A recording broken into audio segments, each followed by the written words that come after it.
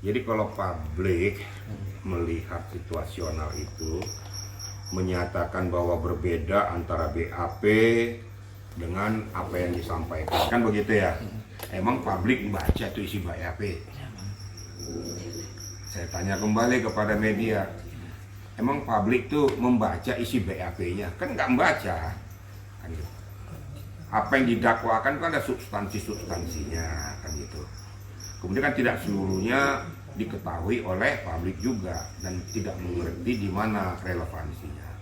Cuma di dalam fakta persidangan ya, yang saya sampaikan bahwa apa yang disampaikan Reza Gladys di BAP itu harus sesuai. Kalau tidak sesuai ya, itu justru langkah blunder daripada pihak Reza Gladys. Itu kira-kira ya.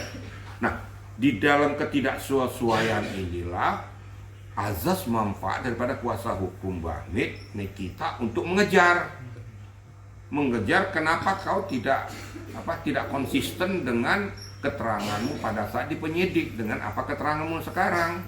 Nah, di sini langkah blunder ini kan nanti kan jadi ajang penilaian daripada hakim pengadilan, kemudian juga penilaian daripada JPU. Nah, ini sebenarnya bola liar, bola azas manfaat kalau betul itu berseberangan atau tidak sesuai hasil BAP. Tapi walaupun demikian kan nanti hakim yang menilai dengan JPU sejauh mana keterangan daripada Reza Gladys ini dengan isi BAP ini.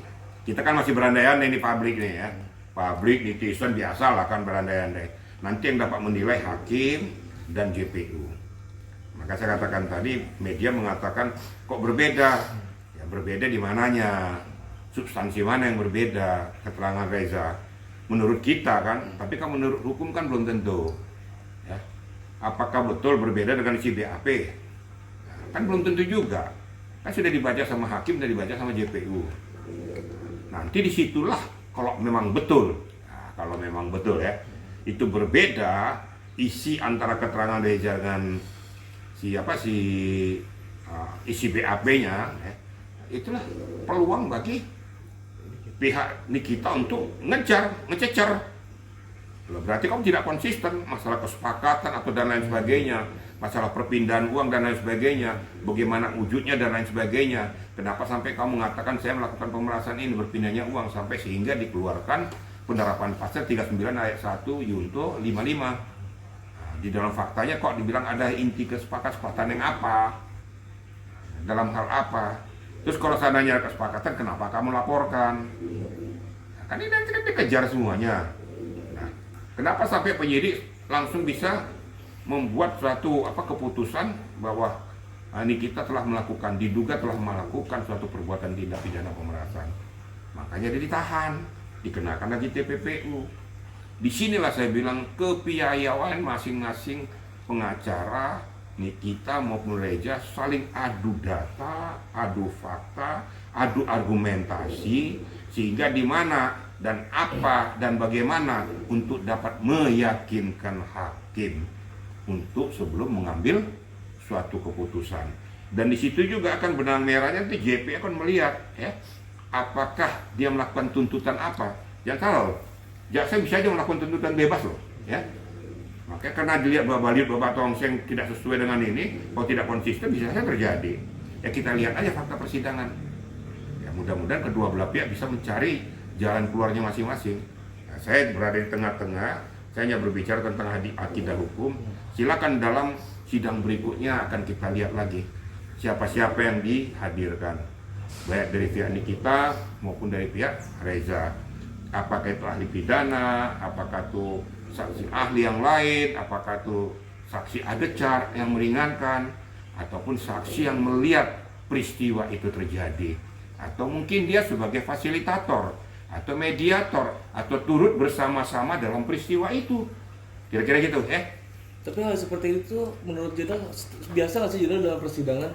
Oh biasa dalam ajang pembuktian itu nggak ada yang aneh kok. Makanya kita lihat pada saat masing-masing pihak memberikan satu argumentasinya itu, disitulah letak critical pointnya dalam penilaian hakim. Itu biasa, nggak ada hal yang aneh kok. Nanti kan tinggal menilai kan hakim nanti sama JPU. JPU menilainya pada saat sebelum melakukan tuntutan. Kemudian hakim menilai pada saat nanti persidangan berjalan, jaksa menuntut, hakim akan melakukan vonis yang memutuskan. Kira-kira gitu ya. Mengenai rame juga setelah persidangan kemarin, ternyata ada video beredar dari lawan Nikita Mirzani yang mengunggah di media sosial saat Nikita Mirzani main handphone menunggu persidangan tuh gimana sih? Katanya Ya, ada kelalaian dari ini kan petugas. sudah penilaian subjektif ya. Kita juga janganlah hal-hal yang kecil seperti kayak gitu. Lah, nyatanya dia diperbolehkan kok pegang HP pada saat itu. Nah, dia main HP kan sebelum persidangan toh. Kecuali kalau dalam persidangan dia main-main HP itu salah. Tapi pada sebelum persidangan dia menggunakan HP kan diperbolehkan, kan ada pengawas di situ. Kan ada yang melihat, kan terbuka untuk umum. Jadi jangan itu dibuat jadi ajang untuk menjatuhkan atau menyudutkan Nikita juga. Itu nggak boleh. Kita harus adil ya. Kita harus adil, asal equal. Hal-hal yang tidak mendasar nggak usah diangkat menjadi pokok permasalahan. Kemudian disantap oleh publik. Yang sialnya disantap oleh masing-masing fans dan lawan. Muncullah argumentasi baik menjatuhkan dan lain sebagainya. Nah, menurut hemat saya itu suatu hal yang wajar-wajar saja. Nikita melakukan itu, kalau dia diberikan kesempatan untuk memegang kok, depan umum kok. Dan itu sebelum fakta persidangan berjalan. Jadi nggak ada yang aneh menurut saya. Kira-kira gitu ya. Siap, sudah, terima kasih Enak, kan? banyak. Enak banget. Terjawab.